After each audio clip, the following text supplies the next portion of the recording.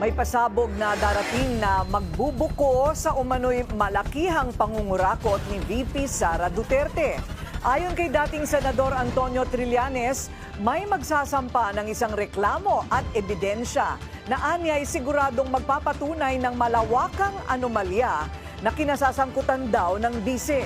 Ito raw ay malamang na ihahain sa susunod na linggo. Balita ko, meron pa daw kayong hindi pa inilalabas. Meron mag-file, not necessarily ako, tungkol kay Vice President Sara Duterte, yung sa confidential funds niya. At yun na ang magiging daan para makuha yung mga bank accounts ni Sara.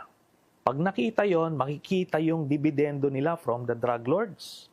Namin sinasabi ko noon pa, sila magkakapatid, binibigyan sila every 6 months. Tapos, meron pa sila makikitang iba dyan. May kita nila kung gaano kalaki ang pera na ninakaw ng nila Sara Duterte kasama si Mans Carpio.